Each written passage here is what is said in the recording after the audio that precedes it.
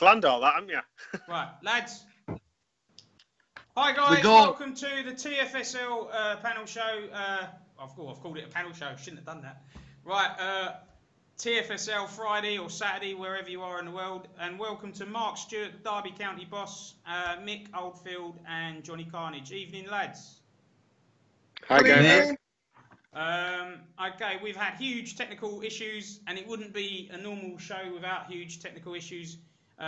What we've now established is the crap laptops that I'm using can't handle 3 other cameras at once. So we've stuck Jonny away in a cupboard somewhere, and so we can see Mark and Mick's beautiful faces. Is that okay, Jonny? That's fine by me, buddy. All right, mate. As long as we can hear you. Right, Mark, without further ado, let's get straight into it. Derby County boss, TFSL, can you give us an assessment of your season so far? Yeah. I'm with the moment of the season so far, Rob. One blessed there with the best of sides when we took over, as you probably know. So we made the best use of our money. We started slow. I think I got my tactics right for the players that I've got in the squad. And, we picked up results. We went 22 games unbeaten. Unfortunately, we got thrashed on Wednesday night by Greg's brother. Greg's a good manager. It had to come to an end at some point. It's a shame this comes to an end, but at least I won't have that bugging little icon now and worry if it's there or not. Because, when you're on an unbeaten run, you log on, it kind of says a new record has been set. So and it gives away the game, doesn't it? And funny enough, it had her on Wednesday. A new record's been set. It was a new record home defeat, 3-0. Yeah. Yeah. Greg. Mark, it was a great record. Very difficult to do in a game world like this. Jonny's been on a similar run, didn't you, Jonny? What was your unbeaten run? 20 straight. Only won it. Sorry, 21 or 22 straight wins. Yeah, that's 20. I checked it. I think you'll find it's more. No. Have a little look. Bear with me a second, John. Oh dear. Mark is the king of statos. Brilliant. And going 3-0 shot off. If my mouse will work. 2 seconds. Typical. Like this, like a wireless mouse, which is pretty crap. It's not my computer. This, I miss it is. Frustrates me. Mate, we're all getting. Right. Yeah, so if you go on to Johnny's records, yep, 20 most league games unbeaten and most games won in a row. Okay. That's an achievement. Straight wins. Yeah. I mean, what can you say? Okay. You should have gone. If you lost. We're not here to talk about Johnny's Man City. We got you on, and although you're doing very well with Derby County, it's common knowledge now, an approach was made from White Hart Lane and you rejected. Why did you reject Tottenham? I didn't want to leave at this stage of the season, Rob. I was unbeaten at the time when I rejected it. 11 games to go. I want to see the season out. I want to see Derby go up as champions. It's a shame we went at this point in the season. End of season, I would have taken it. But at this point, I felt I owed it to the club to stay and I wanted to see it through. Whether it's the right decision long term, we don't know. But I'm sure other jobs are going to come up in time. You've got to do a full season, especially when you've done it as well as we have in a competitive division. I couldn't leave that. Fair enough. Can I ask a question? Yeah. I've got to say I really respect the commitment there. Really, really respect that commitment. But say if you take Derby, when you take Derby up this season, you're kind of probably going to be a struggler in League One. I just think to look at Tottenham side against your side, could you ever get your side anywhere near the Tottenham side? Yeah, in time if I stayed, definitely. Got a few good years coming. Not something that can be done overnight, but I think it could be built up over a couple of seasons if I did stay. I've got no doubt in my mind to do that. Cool. Thanks. Mark, I've got a couple of good players there. One I was always interested in is Alfred Duncan. Yeah. And you've got a guy that's got a bid in, and I'm interested what you think of him. I don't know whether you're going to accept it. Wolf. I think he's in the for future, or are you going to reject that Wolf bid? What do you think about Duncan? Because both of them have come on my radar in past. Yeah. I'm on about Wolf since start of last season, following Frankfurt, where when he was I think he was 80, 83, and I also had him in another game world when he was under 21. So known about him for a while. He's a guaranteed 88, maybe 89, depends on the minutes he gets for Dortmund in real life. Duncan seems to be showing up the midfield for Sassuolo, although I think he's destined for bigger things. So he may not get the 88 this review. In my opinion, he should, but we know what SM are like.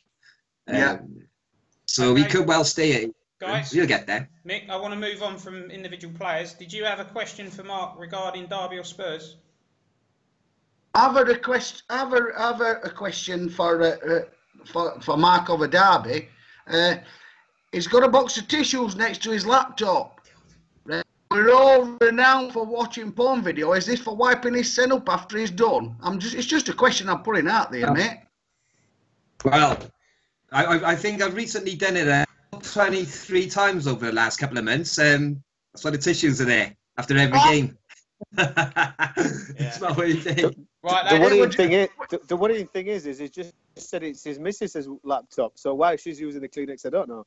All right, well, I just wondered whether he got a lot of codes or it was just for other reasons. I'm just asking. Right, Mick, you've had 2 goes at a question, both have been awful. I've had to listen to that joke 6 times.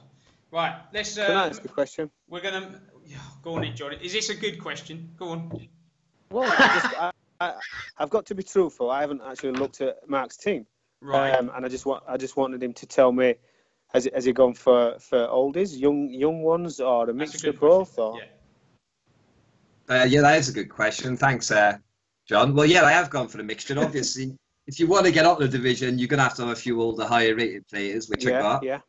But I have got a few mid-20s. I've got Duncan, Rebic, and Wolf, all between the 23, 25 age marker. Then I got Samaro, who's a right back for Lille in real life. I think he's guaranteed an 87 next review. Lucas Toro, again, probably a little unheard of, playing for Eintracht Frankfurt at the moment in central midfield. So he's 83, should go to 85. What oldies have you got then? The youngsters, I got a couple of cracking youngsters actually. Oldies. Oldies, oh, okay, on the oldies. Well, Barak Yilmaz is my main man. He's up front banging goals, so I think he's got 14 so far. Then Korluka gets minutes every game in real life in the Russian league. You know, he's a standard defender, isn't he? But, solid, yeah. What really hit me was Paletta drop in the Chinese review from 88 to 86. Now that blew my defence out. That did cause 2 problems, and it's no coincidence. Since that happened, I've gone 4 games without a win. So it's food for thought with no money to how we should be stepping through. So to carry on competing, obviously you need to upgrade from 86 to 88, and I mean he's got to go. Are you looking at accepting any of these bids in that you've got for Wolf or Rebic or Davis? Davis, yeah. But Paletta's on a transfer ban to the 12th of November, so I can't do anything till then anyway. But Paletta will be going within a couple of days. Davis will be going. I got a couple of people in mind to bring in. There's no 88s on the external market, so I got to be a bit clever with what I do. But no, Rebic and Wolf are staying. They're not going anywhere.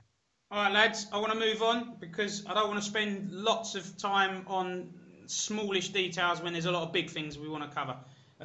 So next question, Mark. Just a couple more questions on you, and then I want to move on to the game wheel. You are quite a statistics-based guy. You do a lot of research, don't you? Yeah, I do. Yeah, I love it.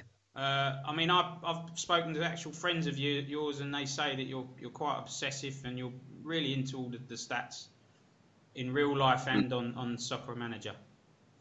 Yeah, I do a lot of research before I go for any players, young or old. Yeah. And the last question, Mark, you're one of many, but particularly you spring out.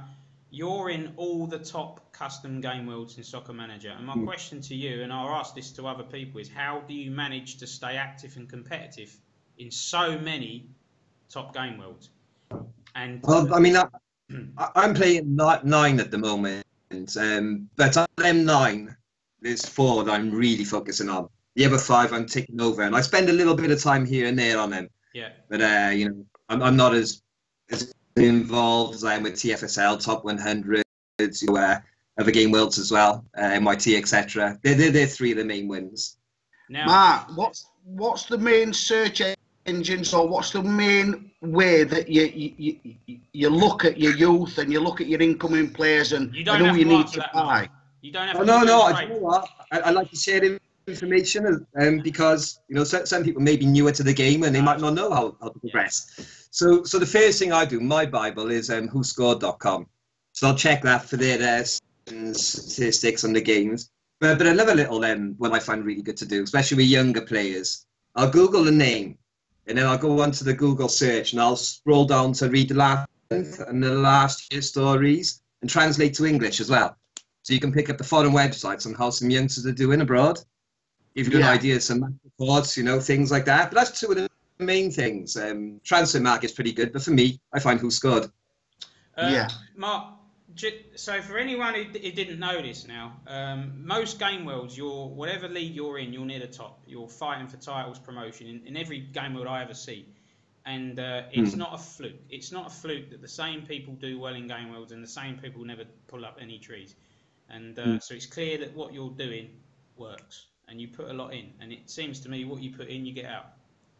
And every game world I see, there's a pattern emerging. You're doing well with a club and then your name gets bandied about for the top jobs.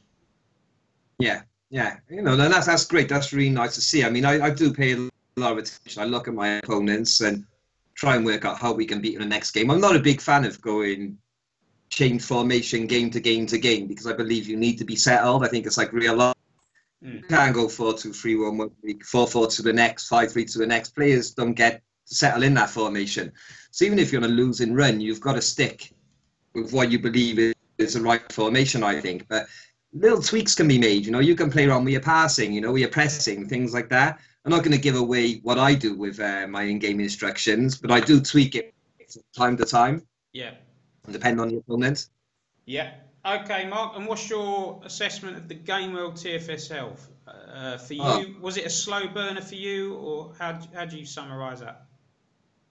Oh, I'm really enjoying it. I mean, I came into it at the start, as we all did, and like, I know everyone said it was going to be a chilled one, but it was good interaction anyway. Yeah. And I do like the interaction. I'm always happy to be on a show and get involved with you guys. Maybe I could post a little bit more on Facebook, but you know, time sometimes is an issue. Yeah. But fantastic. I mean, this game world's right up there. What I'm hoping is that it doesn't slip away as season 2 starts and the palm tree comes in and so forth. I mean, you know, we've got to try and keep it going as it is, guys. You know, no, Mark, it's not easy to do. Mark, Palm Tree's not a threat. Palm Tree will be a very laid-back game world. I'm not insisting on anything. People want to do some Facebook posts, that's nice, and it'll be a bit of a laugh. But look, TFSL is the real deal. TFSL is the real deal. A good friend of mine and a really reputable manager commented on that at the first bit. I mentioned that TFSL was the future, and he said it's in its first season fizz. And everything's great, and but it's keeping it going. That's not true, Jonny. We're not in a first season fizz. We actually had a first season slump, and the game was on its knees. The game world was, unless you've been in this game world, you wouldn't know what's going on. But this game world was on its arse, and we changed the owner halfway through. This game world. Yeah, everything's brilliant. What's happened, Rob? I'm just saying it's keeping it going. That, you know? From an outside point of view, someone saying, "Oh, it's in its first season fizz," that's not it at all. We're actually gathering momentum now. The momentum's going to be stronger in season 2 because we've removed about 20 inactive managers and we've replaced them with better, more active managers. Can I just make a point on this, Rob? Yeah. For a couple of years now, me and you have been talking, and I would love a game world where, you know, your managers are you're saying people rise like Mark, like myself. You know, it's easy to manage Arsenal and be successful. Yeah. Yeah, we have a certain pressures on. I mean, you know, I'm coming up final in a couple of days. You know, if I win it, and Jonny can say the same. If we they should win it. The Arsenal, the Man Cities, yeah. If Forest win it, oh, the best thing since sliced bread. If Arsenal win it, if Huddersfield win it, the best thing since sliced bread. Yeah. So it's easy to rise and be great managers when you can afford to buy great players. Yeah. I admire Mark for what he's done and with Derby when he could have just walked into a Tottenham with, you know, one of the biggest stadiums in country, you know, coming up. The point being is we've been talking about this a couple of years, yeah? Me and you, Rob, personally, about creating a game world. We are crusaders. We're down. Whatever team, especially lower divisions, can have that time to buy these young players and nurture them through and to actually be a threat to higher division sides. You know, I'm not saying Crusaders being a threat to Arsenal, but I'm saying Derby being a threat to Arsenal and So Crusaders Mick, let me in the sum up. position. What's your point then? Your point is, can we have a game world that lasts enough time for a small team to do Create well? a game world. We've got to create a game world where there's longevity. And it doesn't fit that. Yeah, Mick, is that not what TFSL is? Is this just another short-term game world? Is that? I hope not. I really hope not. Well, Mick, trust me, mate. I'm not putting all this spare time for it to not be. I want this to be the one. You know, I've tried very hard with 2 other game worlds, and they've, for whatever reason, I'm not in either of those game worlds now. And this is it. If TFSL doesn't make it, I'll be off and I'll be leaving SM. I'm not creating game worlds every 3 months.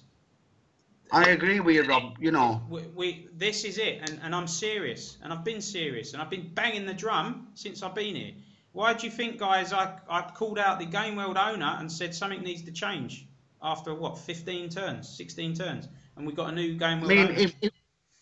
If this is, I mean, I agree with there were another guy who moved down to Motherwell this week. You know, we're talking about Paul Crowder just moving and being removed.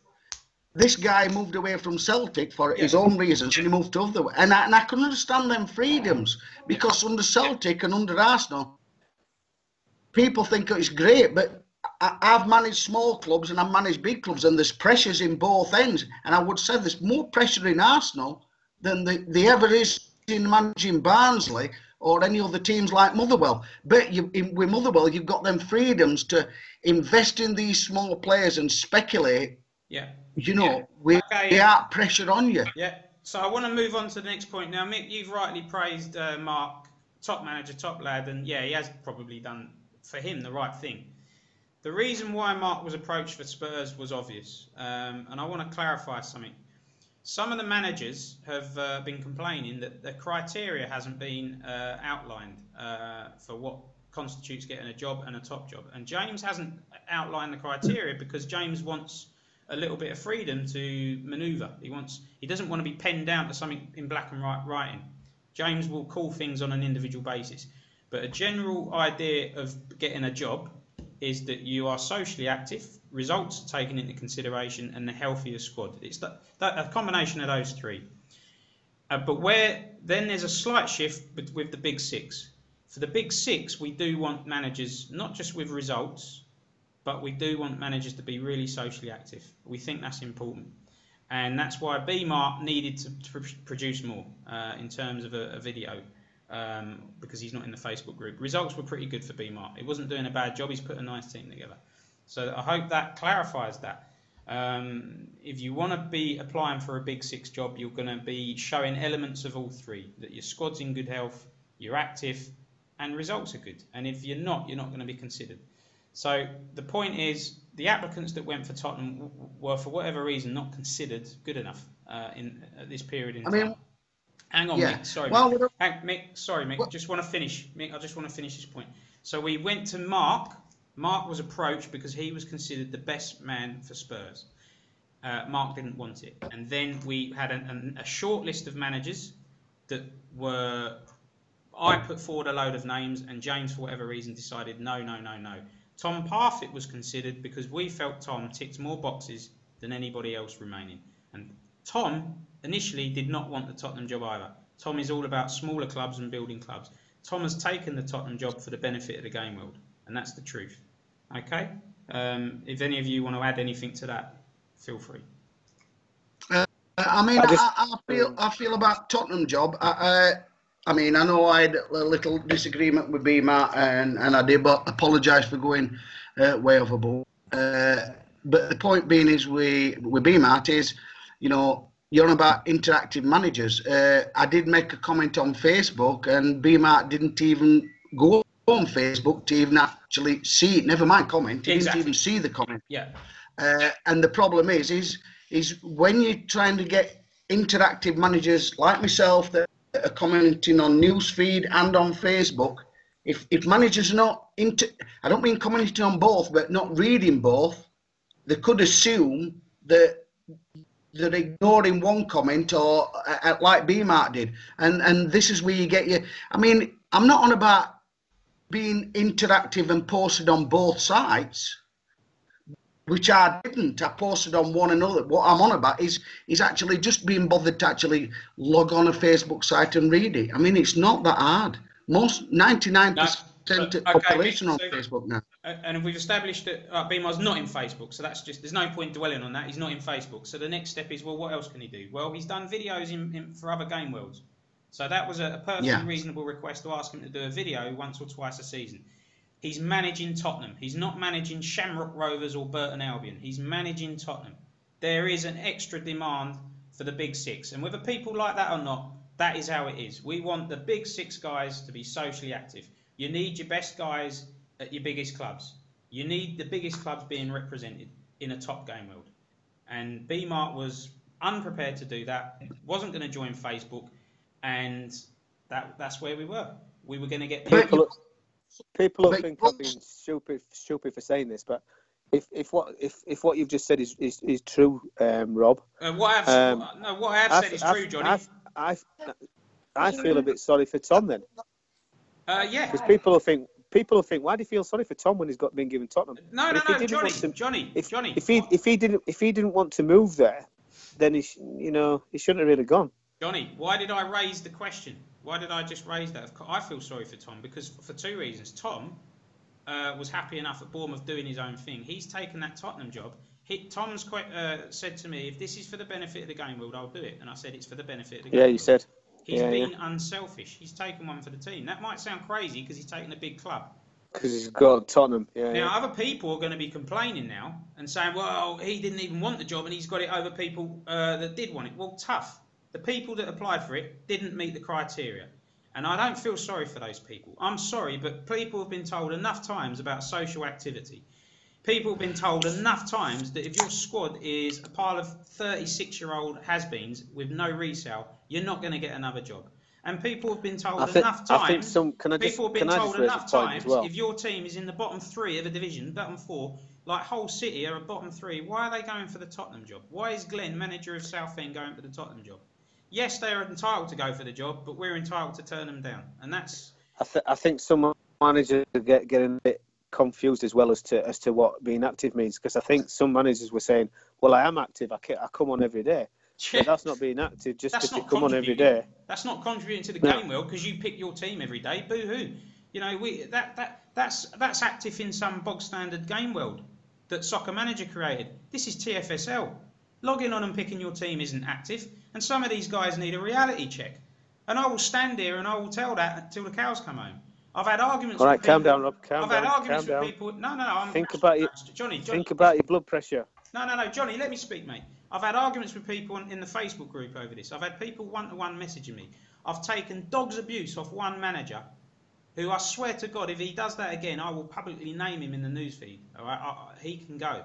He is outrageous. This one person who applied for the Tottenham job and didn't get it.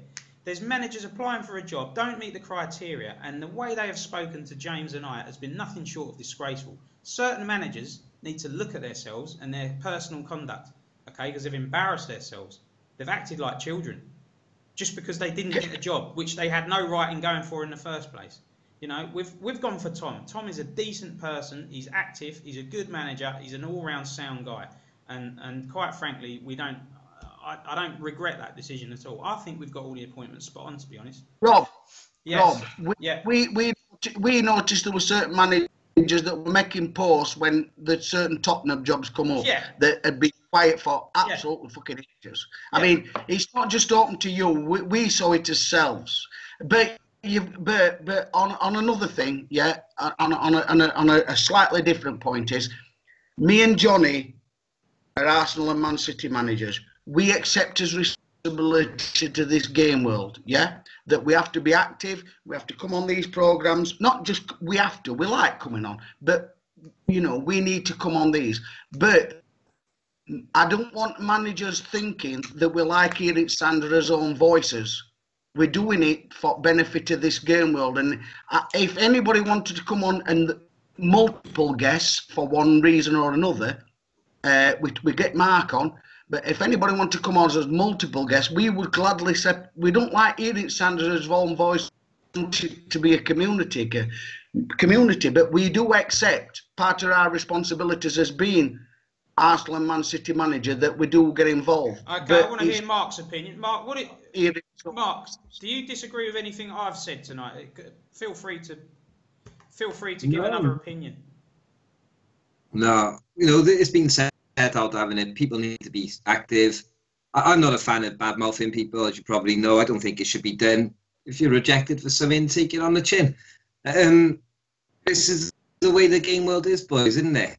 You know, leave if you don't like it. And Mark, aside from social activity, there's newsfeed, there's Facebook, there's videos. There's 3 different platforms. Mm-hmm. There's 3 different platforms. You could even write a blog for the website. There's 4, if you like. Yeah. Aside from that, there is a distinction between what we want from the big 6 and the rest of the game world. Do you agree with that, or do you think that's not that important? Do you think it's important that the top 6 have active managers? Yeah, they've got to be active, of course they have, because they've got the best clubs, so they should be looking to keep them up there. You know, it's good that they should be leading by example and posting. So yeah, I do agree. I mean, post on a time as such, kind of sitting on the fence here a little bit. Yeah, lead by example, man. Okay, so that moves us on. We've moved on from the Tottenham issue. Then this is another issue.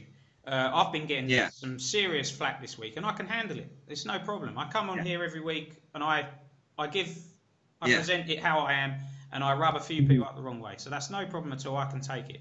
What I don't like is James coming in, doing his very best.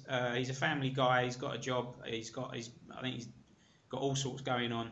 And he's taken this game world over. He's really given it a new lease of life. He's given it his very best. And I think the guy's classy and acts with a lot of dignity. People talking to him like a piece of shit. I see a lot of the things that have been sent to him, and I kind of want to fight his corner. I think James has done an absolutely brilliant job. And the reason why somebody has given me personal abuse this week is because I told them I support James 100%.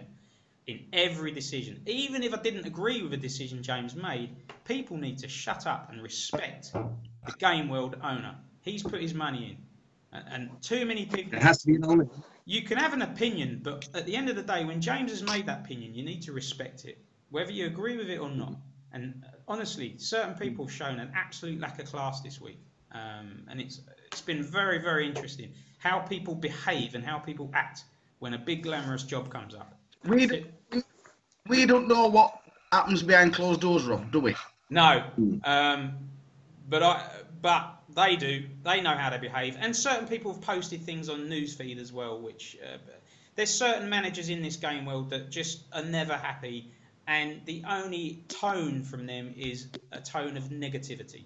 There are just managers here that can contribute very little to the game world, but want to just bring everyone else down, and they know who they are because I've told them. So now we're moving on to the actual upheaval. There has been a massive managerial merry-go-round. Now I want to state this really clearly, like I did in the Facebook group last night. Okay, it was planned, it was contrived, premeditated, deliberate. James and I wanted to get all of this done ASAP so the game world can settle down and move on for a couple of reasons. We didn't want it dragging into season 2. And we had a really strong, high-quality list of waiting list managers that we thought would come in and make an instant impact on the game world. And I think we've been proved right. And the managers that have left, more or less, were deadwood. B-Mark was a good manager, but more or less, the managers weren't offering much at all. Some of the managers, people don't even know who they were, what club they were managing, just to prove my point. These are guys didn't even know that we have a YouTube channel. These are guys not in the Facebook group, or certainly not ever contributing in the Facebook group. So that's why there has been this upheaval. It's not an unstable game world where we've got all these managers dropping like flies. We haven't got any managers dropping like flies. We're keeping all the best. We're retaining all the core managers. We've been actively trying to get certain people out to improve the game world. There's a clear difference between that and managers dropping like flies. And can we remind everybody that there'll be certain managers that have left that will still be watching this YouTube post, yeah? And they know the criteria for the game world, yeah? Yeah. They know that they've got to be socially interactive, and if they want to become socially interactive, they're quite happy to reapply to this game world to join. But they know the criteria before they even start, that they've got to be socially interactive. It's no good saying that they didn't know the rules, they didn't know what they got to do. Yeah. Yeah. You know what I mean? This is I'm going to attempt to go through this managerial merry-go-round. Sheffield United, Alessandro out, Harvey in. Harvey vacates Shrewsbury, replaced by Ashley. Millwall, Dan Hook out, Noisy in. Noisy vacates Falkirk, Daniel Ponto or Richard in. Brighton, Rhodey out, David Fletcher in. David leaves Hearts. Anthony Ramator comes in. Motherwell, Matt Pill vacates. Paul Crowther steps down from Celtic to take Motherwell. Jonny McKenna steps up to Celtic, vacates Burnley. Nick Justice goes to Burnley, vacates Ross County. Ross County have who do Ross County have? Is it Liam Piggott? Yeah. Dundee, Dancy leaves. I leave Crusaders to go to Dundee. Rene the man goes to Crusaders. Got high hopes for him. Hibernian, Anthony Daly leaves. Could come back in the future. Very good guy. He's still sort of in our Facebook group and things, liking things. He's actually more active since he left. Anthony Daly leaves Hibs. Dunks goes into Hibs. Dunks leaves St Mirren. Albion comes into St Mirren. Albion's going to be brilliant for this game world. I'm really impressed with all the new guys. Love Albion's enthusiasm. Really nice. I like Albion. Nice guy, Albion. All right, I want to look after him. All right, because he's had a bad time. I mean, in the past.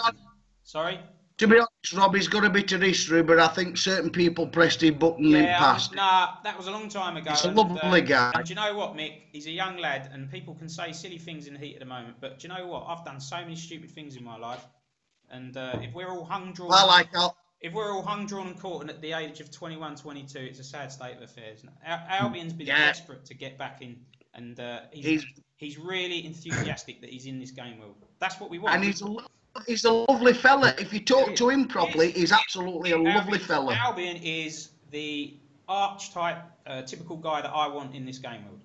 People enthusiastic, people commenting positively, liking other people's work. Albion, not just Albion, all the new guys have come in. They support everyone else's work.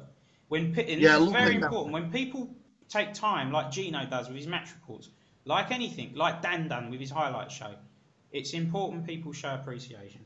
I just want to round this up. St Johnstone, Joe Green leaves. Gordon Keystone comes in. B-Mart leaves Spurs. Tom goes to Spurs. Tom vacates Bournemouth. Michael Bowes goes to Bournemouth. That's hot off the press. And now all we're left with is QPR to be filled. I think that is the managerial merry-go-round. That's it, guys. I'm dizzy. And good luck to you in your new post, Rob. Yeah, thanks. All right. And Johnny, do you want to say anything? No, I'm just dizzy with all that merry-go-round. Yeah, it's a lot. It is a lot. One or two of them actually we didn't envisage. We didn't envisage Celtic boss stepping down, so that was one. So will QPR I'll tell you another one. We didn't envisage Dan C quitting Dundee. That was a shock. He did that off his own accord. Dan's been doing a great job.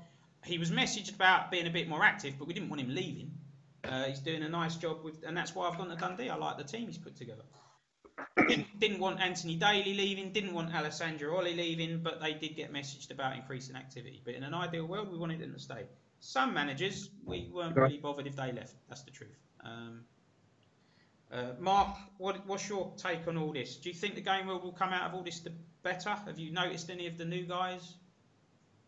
Yeah. There's a lot of names here I know. I've come across in different game worlds. Albion's been mentioned, Michael Bowles, Dunks. Most of them I've come across and all good lads, and they're all contributing, aren't they? I think it's for the better. It's only going from strength to strength. Be interesting to see who goes to the QPR job and who gets it as well. No, I suppose, won't it? James and I discussed this, and if nobody applies for it, more for them because it's a good job.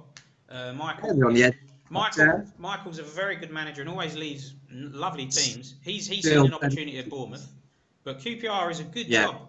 If somebody in Division 4 isn't looking at QPR, I'm thinking, come on, guys, QPR is a good opportunity. Not to.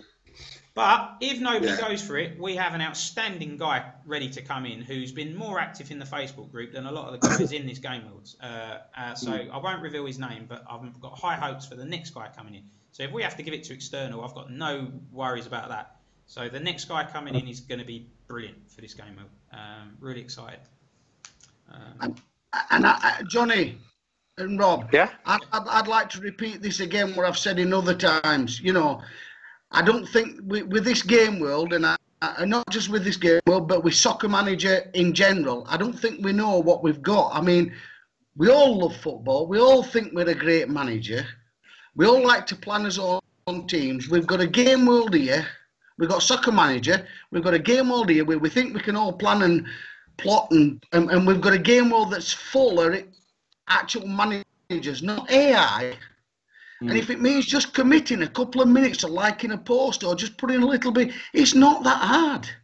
It's not that, for what you get out of it, it's not that hard. You've got to, you think what we're asking the people to put into it, to actually get out of it, and what we get out of this is playing against it from people who, you think you can outsmart them with your tactics and your players and your buying and selling, and it's so brilliant. And we're asking is for a couple of minutes every week. And there's some great managers gone. There's some great and I'm on about that's left this week. Some great man that's active and can plot and plan and good managers are buying. But all we ask of them is just 10, 12, 15 minutes a week. Just to like post, just to put a little post up, just to put a little video up. That's all Rob's asking and us. And it's not that bloody hard. We just got to get your finger out in your ass and think what you're losing by walking away from it. One of the things that's cropped up, I don't know if I alluded to this earlier in the video because I've been quite passionate tonight, but people are saying, I've seen a few comments. Mostly I get a lot of positivity, but I've got to be honest, it's the negative stuff. I'm sure a lot of people like this. The negative stuff that resonates in your head and you play things back. Because I do reflect and I do take on board any criticism. And one of the comments I see from certain managers is this what it's coming to? We just got to be socially active. Results and squad building don't count. And I really resent that comment because time and time again, I've made the point that it's really important that you're building a nice squad and thinking about your legacy and the next manager coming in to take your squad. I've made that point. I've made the point so many times about results. Managers in the bottom three applying for jobs at the top. So why is it when I make all these points, but then people conveniently forget all that and just say, is this what it's coming to, social activity? No, it's a combination of three. We're looking for all the elements. And I don't understand managers bottom of Division 4 or Division 3 that think that they can go into a Tottenham job. I don't understand their mentality. I will take the piss and be sarcastic. I don't understand people that leave a team with a load of 37-year-old height. Who's going to want their team? And a good question is, would they want to inherit the team they're leaving? I don't understand people and how they think sometimes. And I don't understand people that have never posted a single thing in the game world, but have the audacity and the brass balls to volunteer and go, yeah, I'll take Arsenal, I'll take Tottenham.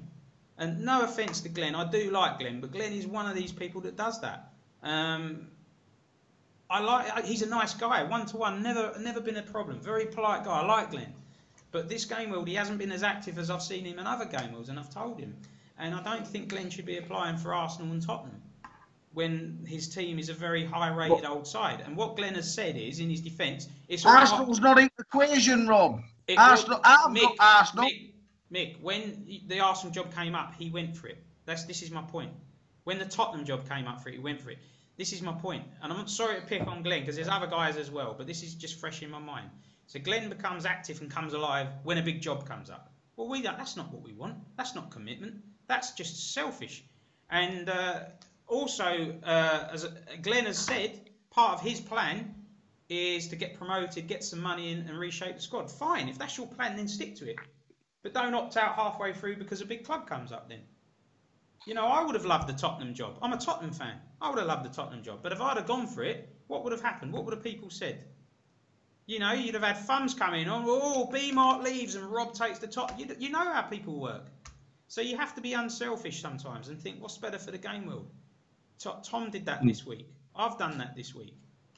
But some people are never happy and live in their own little bubble. I'm glad you got Dundee job anyway, Rob, because I think, you know, if I know you've been very reluctant to move on because of these accusations, but if you brought it and you've more than double value with a squad and you've got them top in the league and there is an opportunity, then I can't see why you and certainly James are frightened of it. I mean, James is a Celtic fan. Yeah. He doesn't fit the criteria. So what criteria don't he? Maybe because James and I, listen, I'm going to state this hand on heart. I was watching. I think I would have done well at Tottenham, and I think James would have done well at Celtic. If people want to disagree, fine. I think I'm a decent manager, and I think James is. I think results have been good for both of us. I think we've both added value to our squads in our respective leagues, and we're both very socially active. So we definitely do meet the criteria. I think what James is alluding to is if James goes for Celtic and I go for Spurs, we are putting ourselves right in the firing line for people to say, oh, look at this, looking after yourself, blah, blah, blah, corruption, all the rest of it. We don't, honestly, our intentions and our agenda are this game world.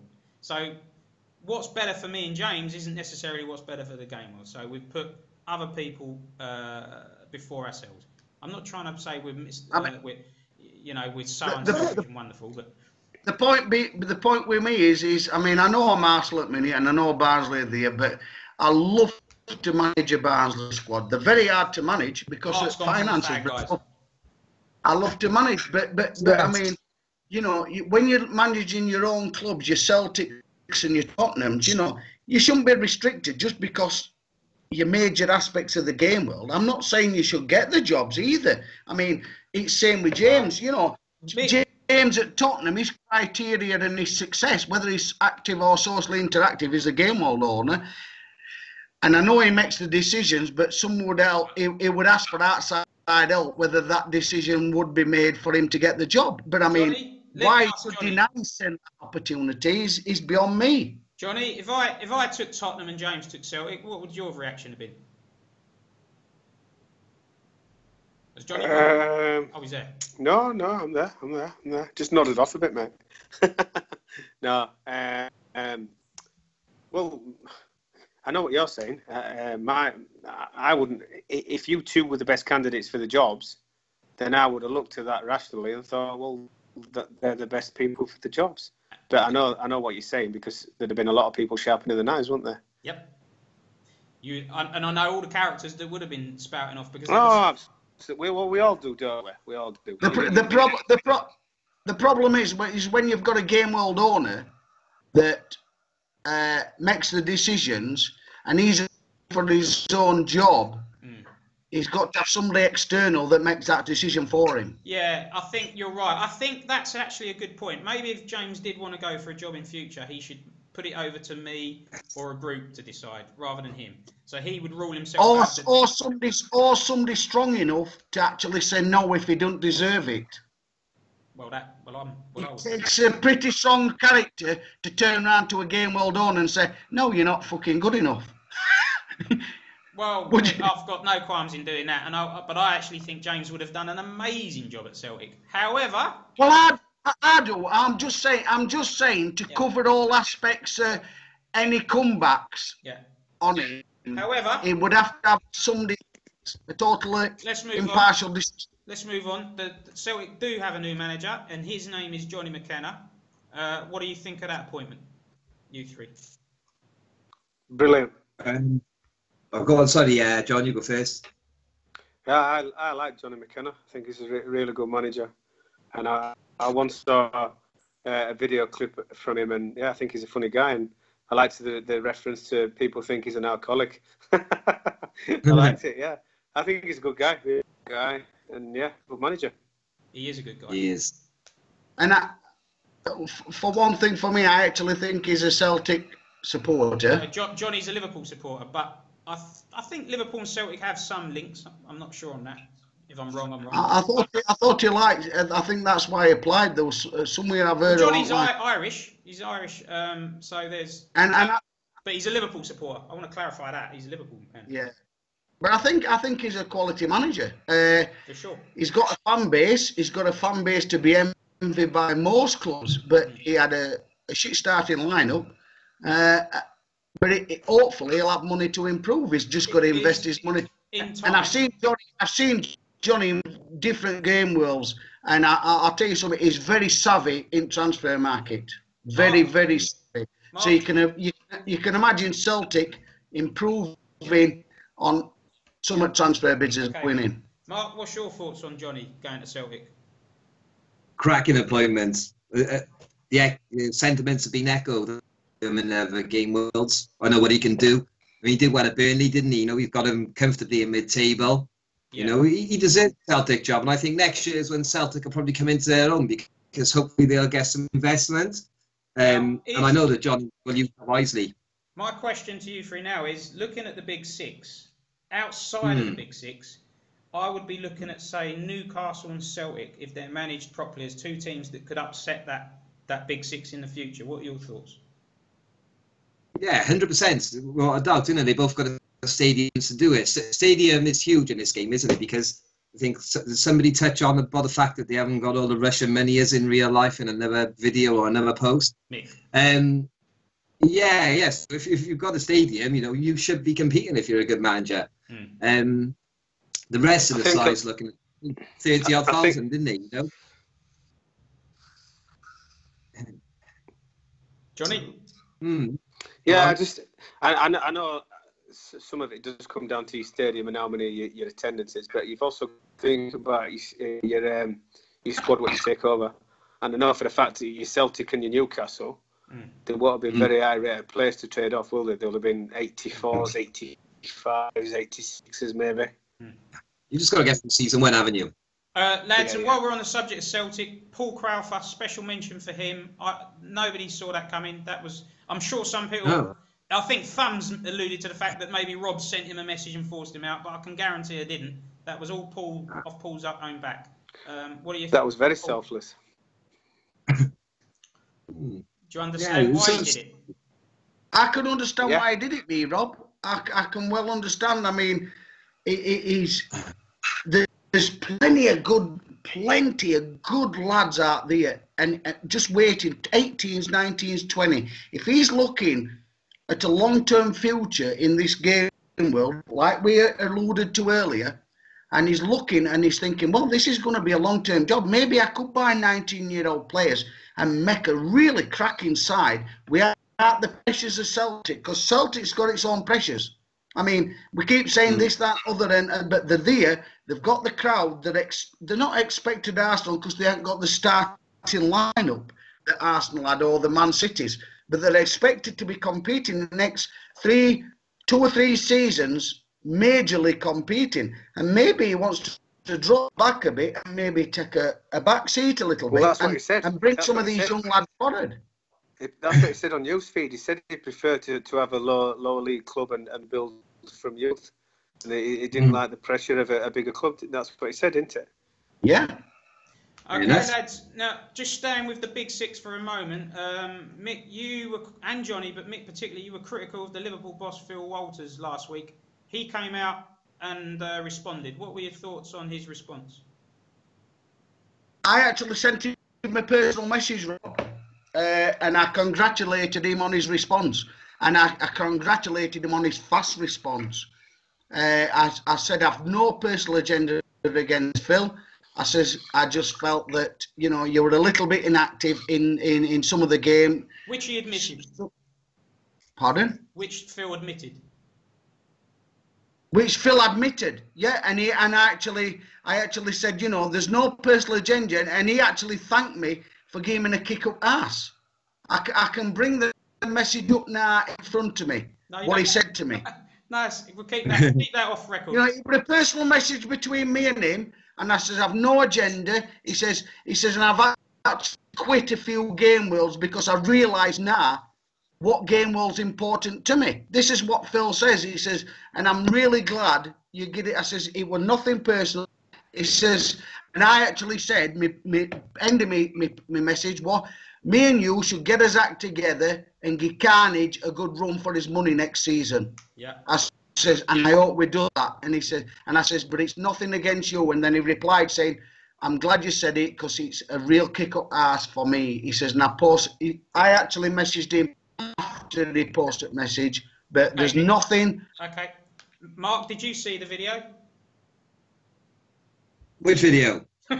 Well, Phil. That'd be a no then. Phil's video. No, I haven't actually seen it. But obviously I speak to Phil quite often. You know, I know Phil in real life. Mark, I'm going to miss you. Yeah, You're becoming an inactive. Yeah, no, I know. Yeah, terrible. Do you know what? I really can't remember. I may have watched it because I don't seem to like a lot of things. But no, I did see it actually. I do remember. Sorry, I tell a lie. He's in a black T-shirt, I think, when he does Mark, it. you worked with Phil. I can't believe you didn't watch his video. But Phil is brilliant for Game Worlds. We need Phil here, you know. And when he's on form, he's like yourself, Rob. You know, he's very charismatic. People want to listen to what he's got to say. His videos are quality as well. It's great. And Mick, I'm glad that you helped with that little kick up the butt because, to be honest, Mark, do you think Phil deserved the kick up the arse? Well, possibly, yeah, you know, regarding posting, because he's made a name for himself quick since coming to Soccer Manager for very good posts. Yes. And of course, the name for himself really needs to live up to. Yeah. So I stated, I know he quit another couple of game worlds, so fully focused, and I'm hoping we'll see the best of Phil. You know, he's a fantastic fan. You want to get him on these shows. He got a lot to say, and he talks well, doesn't he? Also a good manager, picked the game up really quick, and yeah, I hope you're right, Mick, that you guys can challenge Jonny next season, because this season's been a whitewash, haven't it, for Man City? Yeah.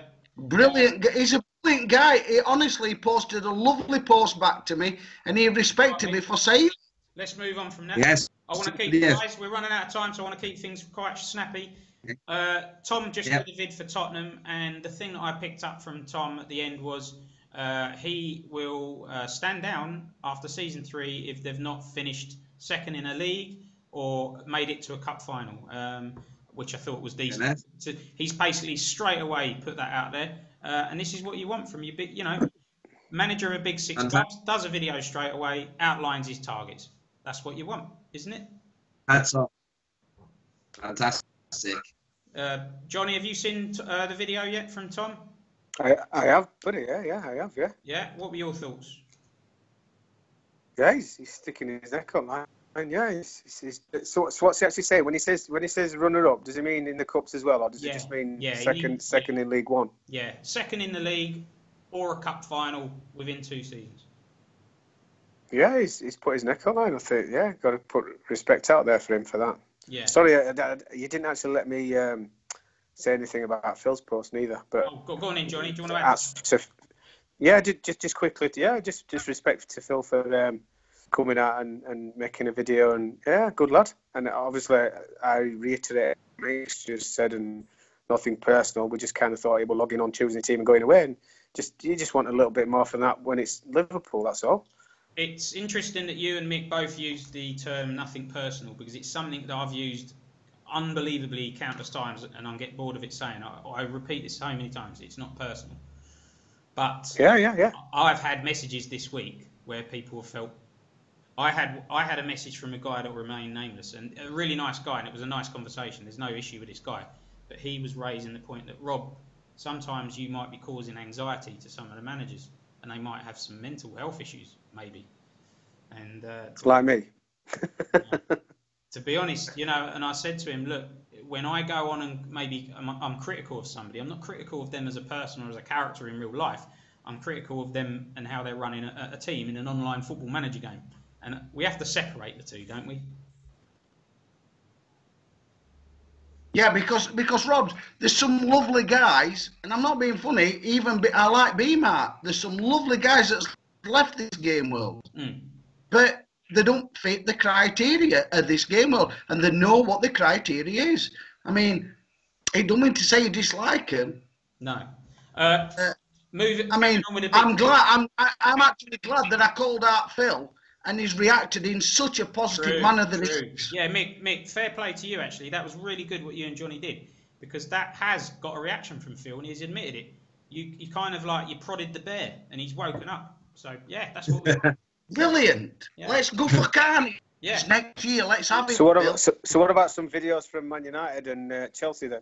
Well, look, Jonny, you're critical of Dan sometimes. I don't know why I have to defend Dan. I think he's been brilliant. Results haven't been brilliant, and Dan's under pressure. But he said, end of season 2, he would step down if he's not achieved. But look at what Dan did for the highlight show. That was amazing. That is the best thing a lot of people have seen on Soccer Manager. The problem is, Rob, I think Jonny don't, obviously with his situation, don't appreciate maybe Dan's highlight shows. No. Because him not being signed. I can't bloody see him. You know, and you can imagine effort that Dan's put into that, actually to create it. It must be. Can I make a statement? Yeah. Can I make a statement? I apologise to any managers who I talk about on this show if you put things on Facebook or do things that I am unaware of that I can't see, because I'm generally a bit of a newsfeed guy. So if you're not really, I do flick through Facebook, but obviously I can't operate it totally. But obviously, if I don't see you posting on newsfeed, I think, well, where are they? What are they doing?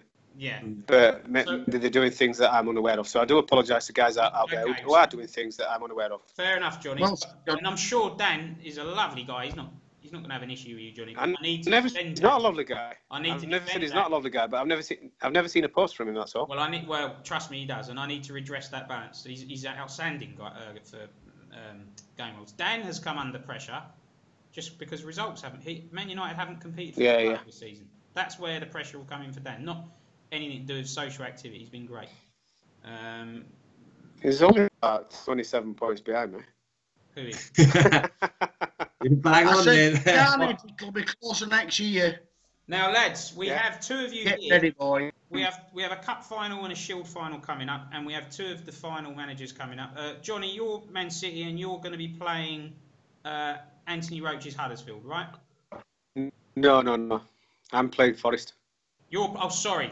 Let's get this right. So, Mick, who's in the cup final and who's in the shield? I forget. I'm in the shield. I'm in the cup final against. I'm in the cup final against Roachy. Right, and that one's the first one. So it's Arsenal v Huddersfield in the cup final, and that's the first one. Is that right? On Tuesday. So this Tuesday coming. If you logged on a bit more, you'd know. Yeah, I'm not active enough. And then you, Jonny, are in the Shield final, and you're playing Nottingham Forest. Gareth's Nottingham Forest. That's right, Gareth Crisp. So first of all, just a massive well done to Gareth for knocking out Dan. Unbelievable. Brilliant. Well, that was incredible. Because Dan put out a good team as well. Andy beat Arsenal in the round before. Yeah. All right. Remind me to Carnage, you fucker. So, well done to Gareth. I mean, Gareth's taken Forests in the future. Gareth could be a good shout for a top job. Now, Gareth's a good shout for a top job, Rob. Now, a good shout. Has Gareth got any chance whatsoever of beating Jonny? And I want to ask Jonny first. Well, if you look at it on paper or on your computer screen or whatever, but no. But he's taken Man United and Arsenal out in the last 2 rounds. So you're nervous, Jonny? Anything's... Yeah, because me and Mick's been talking about this a lot in last week, and we've said we're on a lose-lose situation, because if we win, they'll say, oh, well, we should have won. And if we lose, we're going to be muppets, aren't we? Jonny, if you win the league but lose the cup final, would you be happy? Would I be happy? Yeah. Oh, no, because I'm going to win league anyway, aren't I? So that's a winner. That's a winner's attitude, because that's right. that cup final would sour your season, although you've had a great season. Yeah, it would. Yeah, absolutely, it would. Of course, it would. Because everyone's accepted you've already won the league. So if you lose that cup final to Forest, Rob, I'm still licking my wounds over flipping Roach knocking me out of cup. Yeah. So Jonny, I just want to crank a little bit of pressure on you because you've been on a sun lounger all season, and I really hope Forest beat you.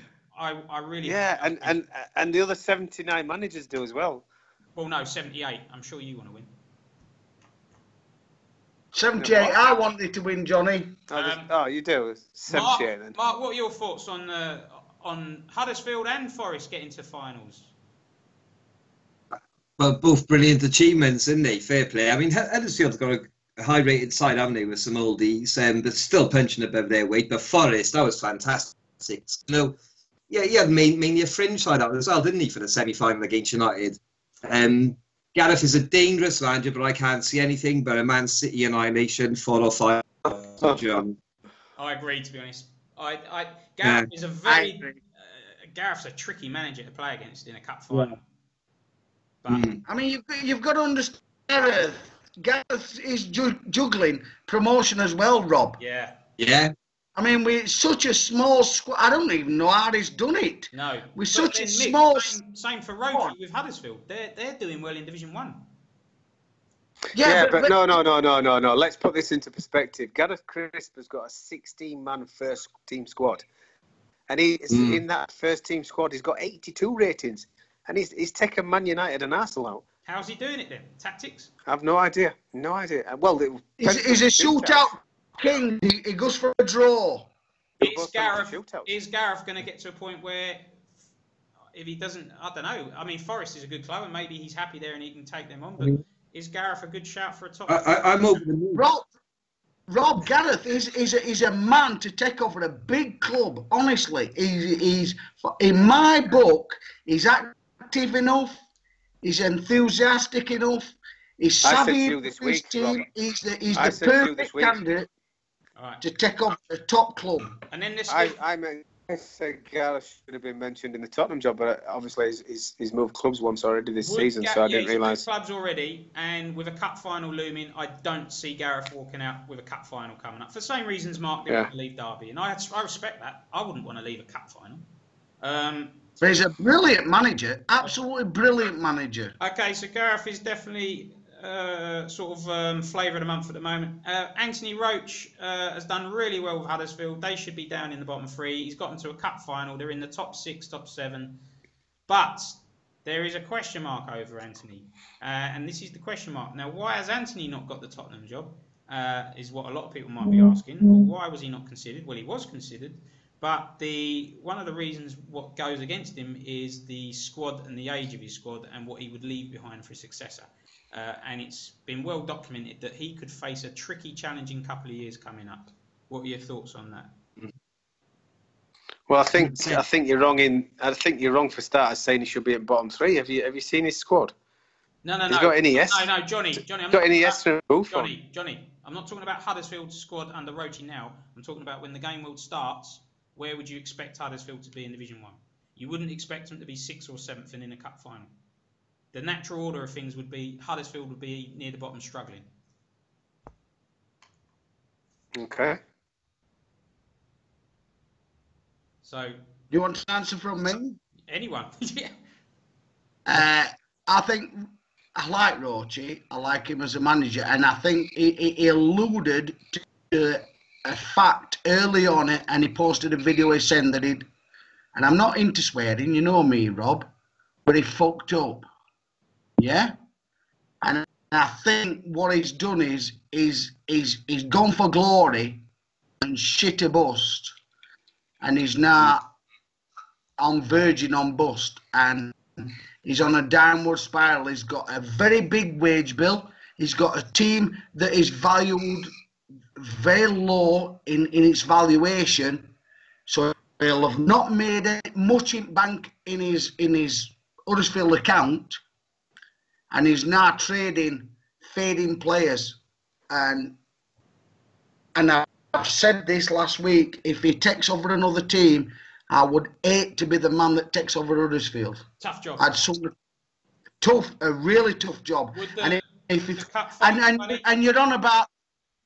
But you're on about managers that if they get relegated, they're going to get sacked. If they take off a Huddersfield job next season and they get relegated. No, Mick, come on. We clarified this now. You see, so many people take things out of context. I clarified this.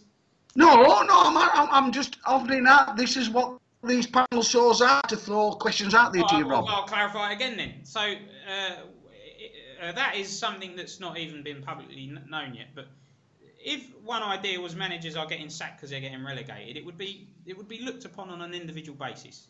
Managers not just going to get sacked willy-nilly. You know, if a manager takes over a team like Huddersfield and changes direction and adds squad value and tries to do a long-term thing, they're not going to get sacked.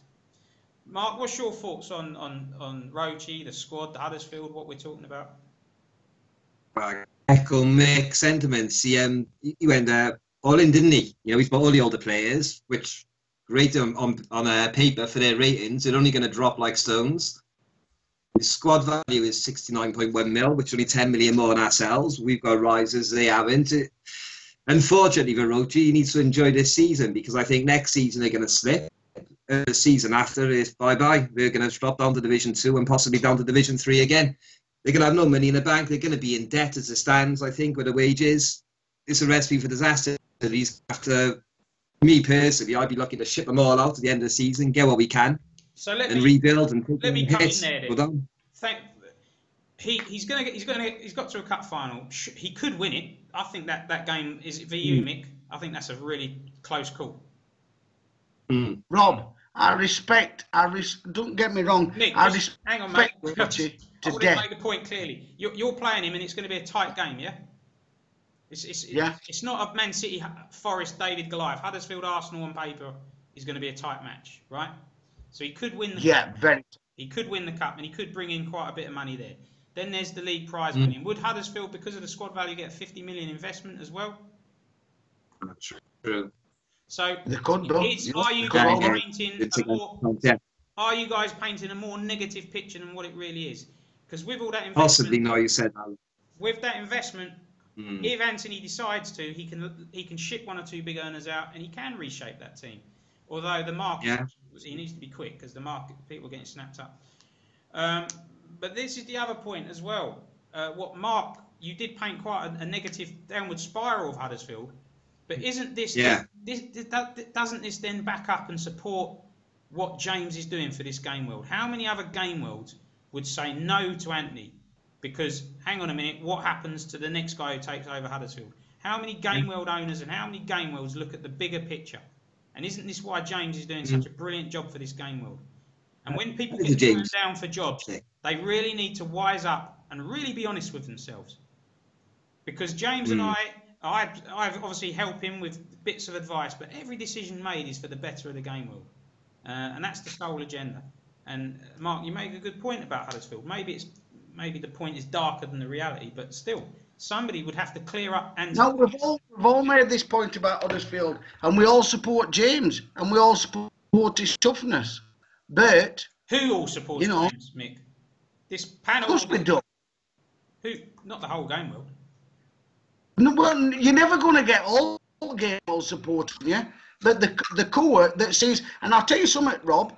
There's certain people like Jonny. We might talk bollocks, and we might put a little fun spin. These TFSL Fridays about Mark Wee's Kleenex, but we've all a serious aspect. And if I vote to say to James, I'll not hold it back. He might not agree with me, and I respect him as gay, and it's his decisions. But along lines, I've gone along lines with him. It's not because I have to. It's because I solely agree with him. And some of these decisions are hard, and I know emotions, and I know things come into it other than facts. But that's why he built the game world to be the decision. Jonny? Yeah. What's your thoughts? You can please some of the people some of the times, but you can't please all of the people all of the time. Well, very true. Oh, that's very deep, that, Jonny. You like that? where James is, I think James had a particularly tough day the other day and was close to just jacking it all in. And it's, you know, it's important people remember that people like James and myself, we're just normal people with jobs and lives and things. We do all our spare time. We're not getting paid for it. And people can raise queries, people can discuss, debate and argue. And I really like that. But when the line is crossed and people start getting narky and personal, I think that crosses a line. And I think... Yeah, please don't leave the game world, James. No. If James was to ever walk away, I'm probably going to go with him. We're sort of coming as a two here. I've got no designs on running any game world. It's an absolute pain in the arse. And yet again, it's been proved. Because we have certain managers that behave like children. And if they don't get their own way, they throw their toys out of their pram. James is a strong manager and he's had to make strong decisions, and people got to respect him, whether they like him or not. And it's quite childish and petulant to go on newsfeed and be disrespectful about James as well. I see everything, and I've lost a little bit of respect for certain individuals in this game world this week. Only a few. I've got to say, the majority of guys in this game world are unbelievable. I don't mean to be negative. Really good guys. But one or two not. Can I make a little statement as well, Rob? Yes. There's been certain managers that I thought they've climbed the ladder a little bit fast.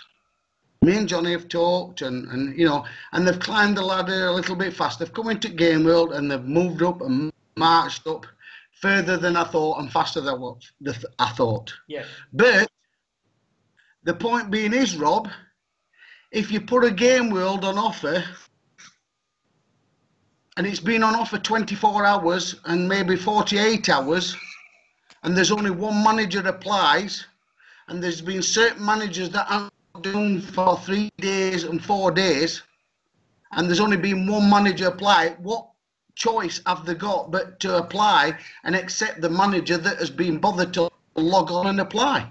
So if these people come on 3 days later and bitch about so-and-so's got that job, so-and-so's got that job, it's no good bitching about it if you've not logged on and you haven't been able to apply because the job's already been accepted. Well, and that's Mick, been an occasion. You're talking about Nick, Justice, Noisy and Dunks. Yeah.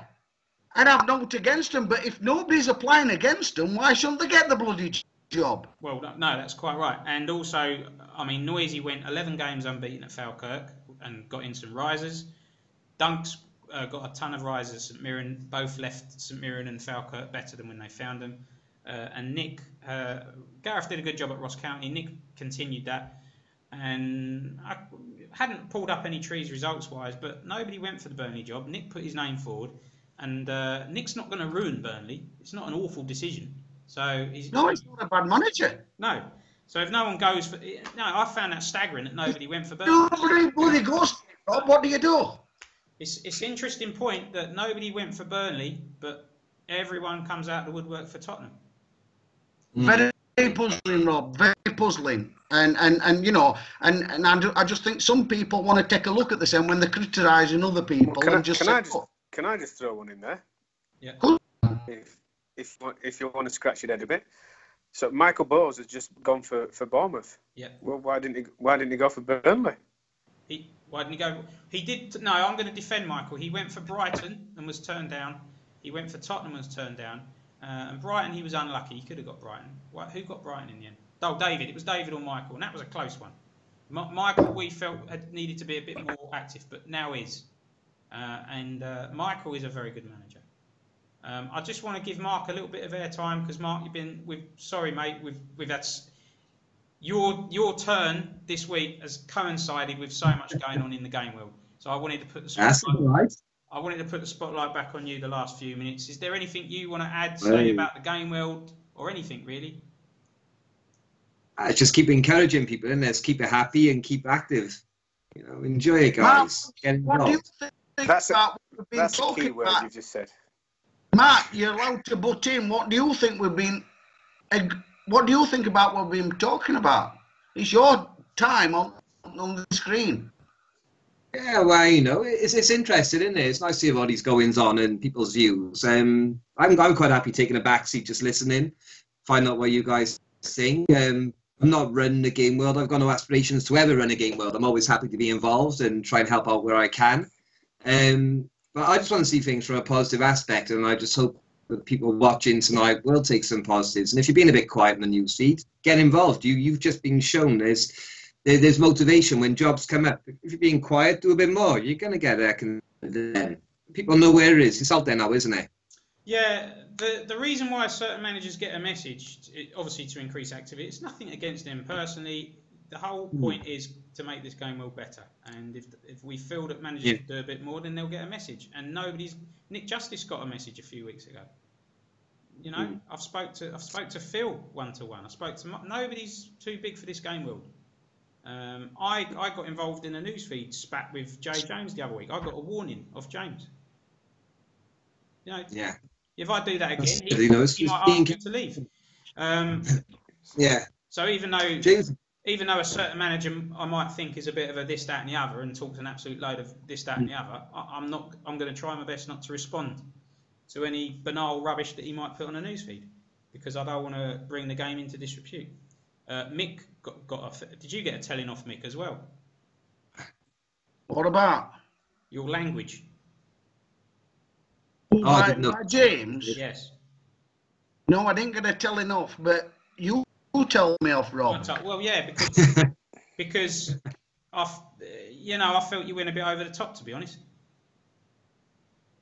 Yeah, but the point being is yeah, I agree. I went over the top. I agree. Yeah, but the point being is when you're encouraged to post on Facebook and you do, and managers can't be bothered to read it and then misinterpret your posts. I agree, but telling someone to shut their effing face is a bit of an overreaction, isn't it? On a newsfeed. Yeah, but I'm a Yorkshireman, Rob. All right. Anyway, look, Mick, Mick, I've misbehaved lots of times, so ignore me. Mark. Yeah. What's up, John? Can I just say, mate, it's been an absolute pleasure to have you on for. And I've seen you on a couple of these shows, mate. Right? And I know it sounds like I'm licking your ass now, mate, but you're always so bloody positive and happy. Yeah, he is. And he's so bloody happy and positive. Yeah. You want to get back on, Mark? Yeah. Oh, 100%. You know, I always enjoy it. Well, anyway, lads, this has been an absolute bumper bonanza Game World show tonight. I won't apologise. We had a lot to cover. As always, if anyone has an issue, they can send me a message one-on-one and we can have a chat. A couple of guys did do that this week, and I welcome it. It's not a problem. What I don't like is when things go over the top. I had personal abuse of one manager this week, and I'm not putting up with it. And I'll defend James as well when that happens. But people can have a right to disagree. We want debate. We want healthy debate. That's healthy. But what I'm saying is, once a decision has been made, accept it and move on.